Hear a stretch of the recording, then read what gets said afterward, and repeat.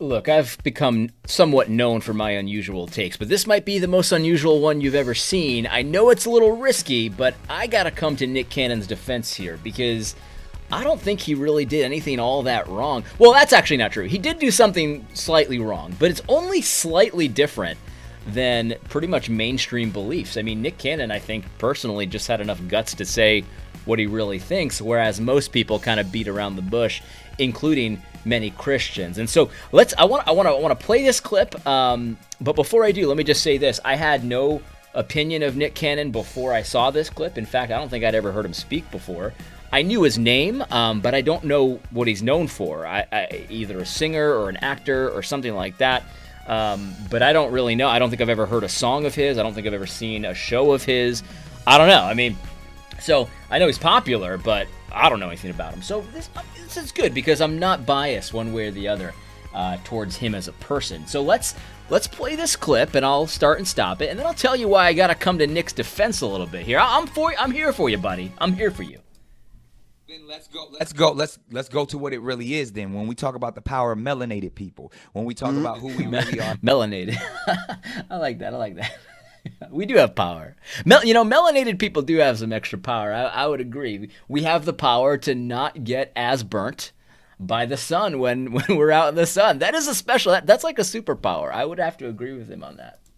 As guys in understanding that our melanin is so powerful, and it connects us in a way that the reason why they fear black, the reason why they fear is because the lack that they have of it. So then when you see what Dr. Maybe that's why I don't fear black people, because I have at least some melanin, and I have a little bit of melanin in my skin. So maybe that's why I fear black people less than like a typical white person. Maybe that's what's going on. I don't know. I mean, I'm not a scientist or anything, but Nick Cannon seems to think that it's the melanatedness that I've got.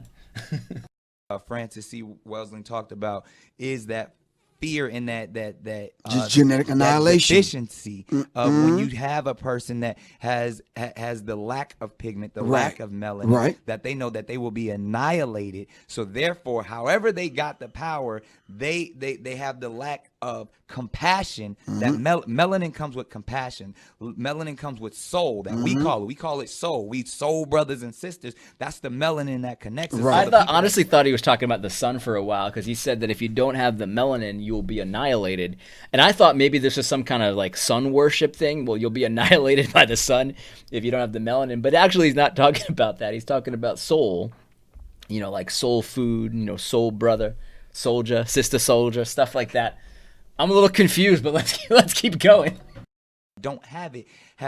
Are a little, and I'm gonna say this carefully, are a little less, and where the term actually comes from, because I'm bringing it all the way back around to Minister Farrakhan, to where they may not have the compassion or the when they were sent to the mountains of Caucasus, when they didn't have the power of the sun, that the sun then started to deteriorate them. So then they're acting. He is talking about the sun. What's going on here? What is this? This is some kind of weird paganism. I don't know. I for a while when I was listening to that, I thought he was talking about the sun, because the melanin protects you. You'll get annihilated otherwise. And that's true. I mean, you'll get more burnt by the sun if you don't have the melanin. But then he was talking about soul, so there's like a spiritual aspect to this as well. But he's actually talking about the sun, so maybe he's kind of combining sun worship and melanatedness. But that's not what I wanted to talk about. These are side issues. But let's hear him out, because he did say that those without the melanatedness, they're a little less. Let's see if he explains what he means by that. Out of fear, they're acting out of low self-esteem, they're acting out of a deficiency. So therefore, the only way that they can act is evil. The only way they have to rob, steal, rape, kill, and fight or flight, in order to survive. Exactly. So then these people who didn't have what we had, and when I say we, I speak of the melanated people. Right. They had to be savages. They had to be barbaric. Because they're in these Nordic mountains. They're in these rough torrential environments, so they're acting as animals. Right. So they're the ones that are actually closer to animals. They're the ones that are actually the true savages. And then they built up such this I don't want to say warrior, but they built up such this conquering barbaric mentality. Right, so that's the clip, right? So that's the clip. So he's saying that the argument is, and this, you know, there's a certain logic to this. So he's saying, okay, so the sun is trying to annihilate white people constantly, and because they're not melanated properly, that they're always on the defensive, right? Because the sun, which I guess is the object of Nick's worship, the sun is trying to annihilate white people. So blacks and Latinos, unless, I mean, it depends on how dark you are, I guess. They have a natural protection to this sun that's always trying to annihilate you, but whites don't. And so because of that, they kind of have to lash out and they have to act barbaric because they're always defending themselves from the sun. And so that kind of carries over into defending themselves from other things as well. So they act like barbarians. That's what he's saying. It's crazy. I mean, that's insane. This is an insane religion. But there's a certain logic to it if you agree that the sun is trying to annihilate white people. I don't agree with that, obviously, but if you do agree with that, you can kind of see the logic there. Now, Nick is getting canceled right now. And I gotta say, I don't understand why.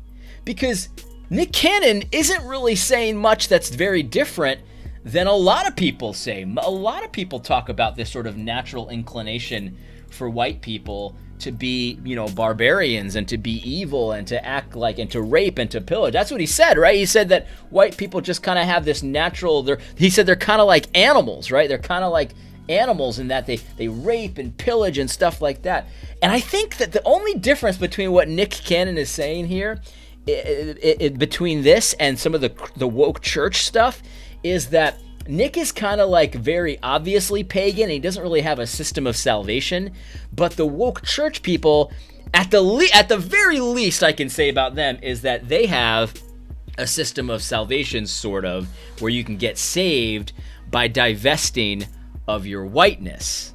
In fact, that's literally what they say. How you get saved is you divest from your whiteness. And so Nick Cannon here, I mean, look, what he's saying is crazy. I don't agree with it. I'm a Christian. You know what I mean? I think this is insane. This is insane paganism, right? I'm a Christian, so obviously I don't agree with it. But when you compare what he's saying to what the woke cult says in the church, he really didn't do anything wrong. So I don't know why he's getting canceled. Like, there's got to be something else going on here when it comes to Nick Cannon. So let me give you a couple examples, because you might be saying, AD, that's quite a claim that you're making, that Nick Cannon is basically saying what the woke cult says. Well, I got some receipts. You want to see them? All right.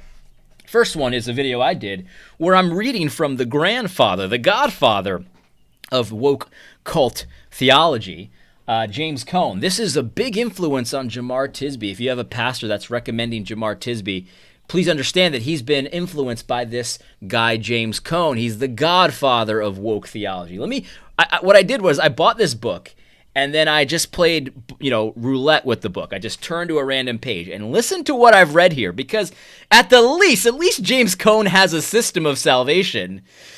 It's also insane. Probably even more insane than Nick Cannon's system of salvation, because at least when you look at Nick Cannon, it's like you don't expect anything from him, right? He's a pagan, obviously. But James Cone, he went to seminary. He's a minister. You might expect a little more from him. Let's listen to James Cone's system of salvation, shall we? Get ready now.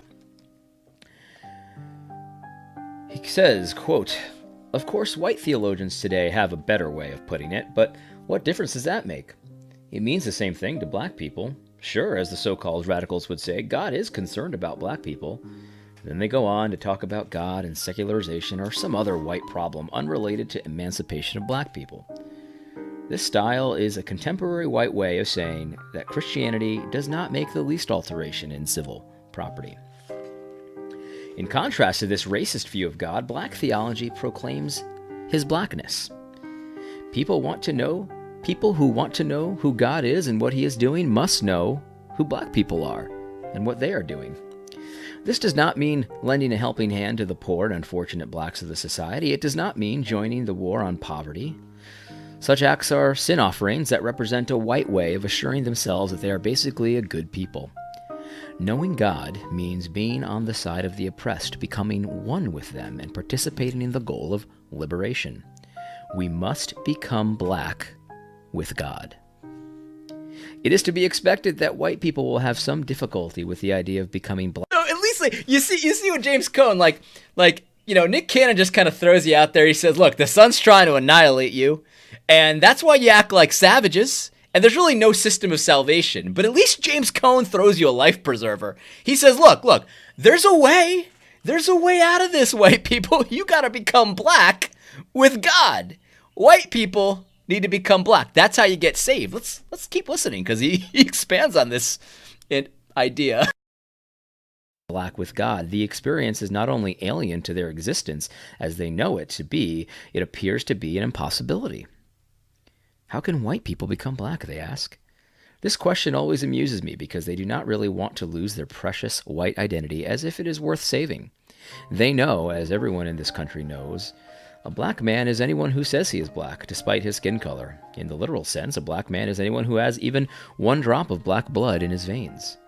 But becoming black with God means more than just saying, I am black, if it involves that at all.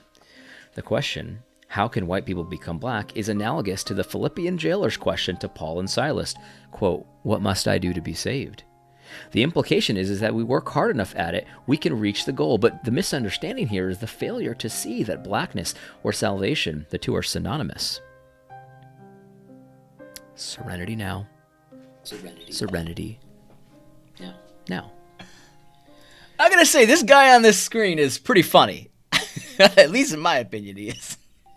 Misunderstanding here is the failure to see that blackness or salvation, the two are synonymous, is the work of God and not of man. It is not something we accomplish, it is a gift. That is why they say, believe in the Lord Jesus and you will be saved. To believe is to receive the gift and utterly to reorient one's existence on the basis of that gift. The gift is so unlike what humans expect that when it is offered and accepted, we become completely new creatures. This is the holy otherness of God. This is what the holy otherness of God means. God comes to us in his blackness, which is wholly unlike whiteness. And to receive his revelation is to become black with him by joining him in the work of liberation. Even some black people will find this view of God hard to handle. Having been enslaved by the God of white racism so long, they will have difficulty believing that God is identified with their struggle for freedom. Becoming one of his disciples means rejecting whiteness and accepting themselves as they are in all of their physical blackness. This is what the Christian view of God means for black people. So that's the clip. Look, as you can see, my face, I'm very impressed with this massive intellect of James Cone. But you see, there's really very little difference between what Nick said and what James Cone said, because Nick is saying, look, white people are like beasts.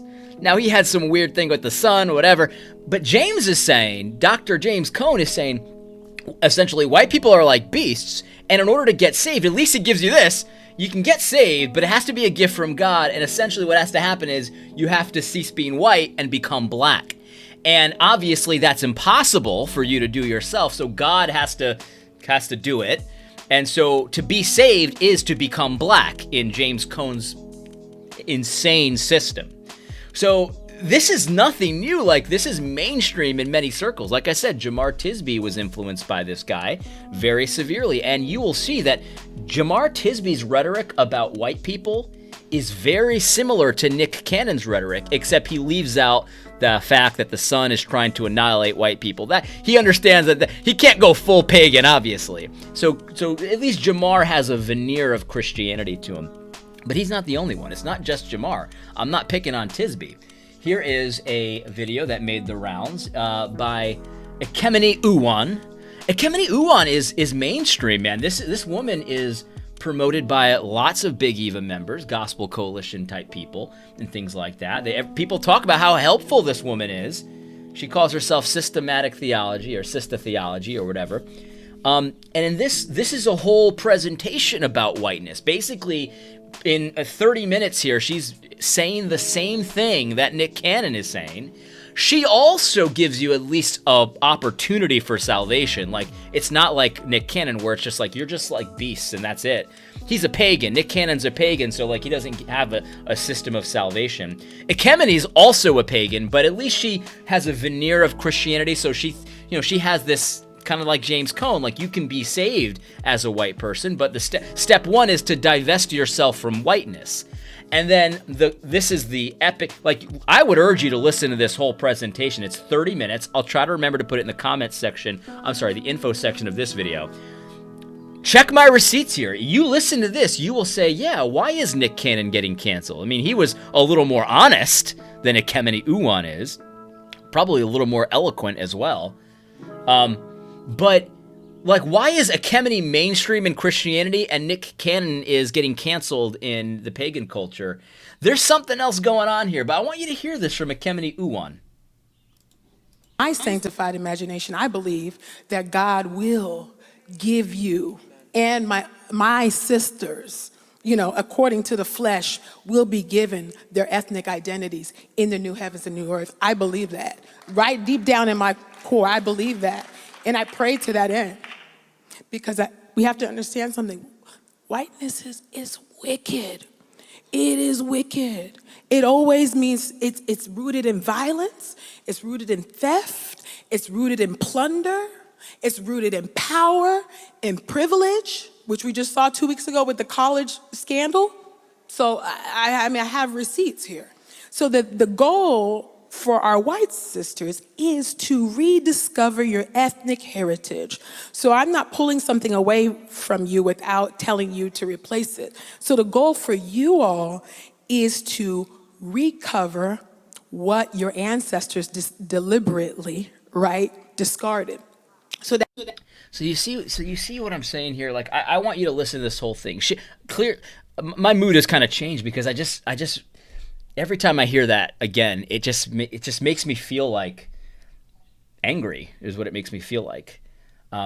Because she's not saying exactly what Nick Cannon is saying, but it's the same rhetoric. It's the same style. Did you notice how similar it was? It's rooted in violence and pillaging and raping and stuff like that. This is literally what Nick Cannon said. Now, granted, Nick Cannon went a little further than Ekemini does. And Ekemini is slightly different than James Cone as well. But this is why I'm comfortable calling the woke church a cult and paganism. Because it's a pagan way to look at the world. It is not the message of Christianity. It is not the story of the Bible. It is a completely separate story, a completely separate system of salvation. And the reality is that Ekemini Uwan her beliefs are almost in lockstep with Nick Cannon. Granted, she doesn't worship the sun. She's not saying that the sun is trying to annihilate white people.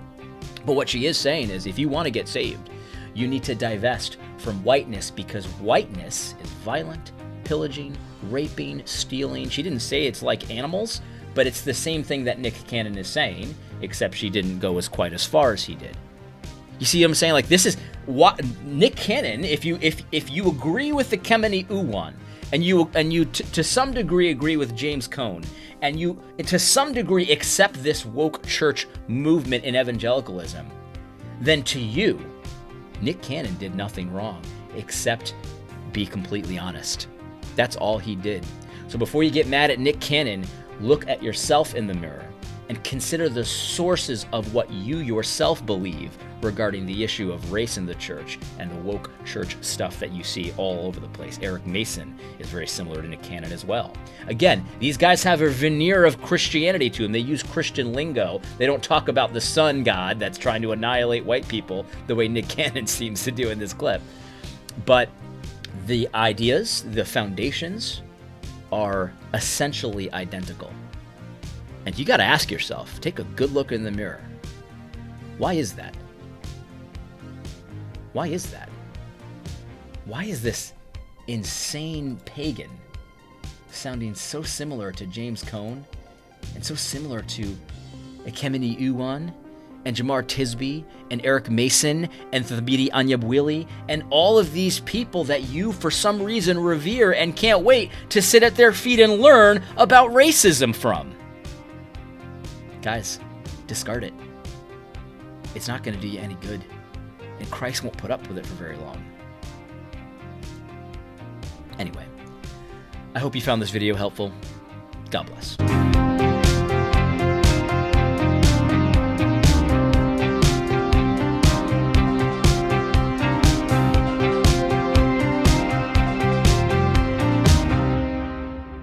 Plus, you don't want to make me look like this all the time, do you?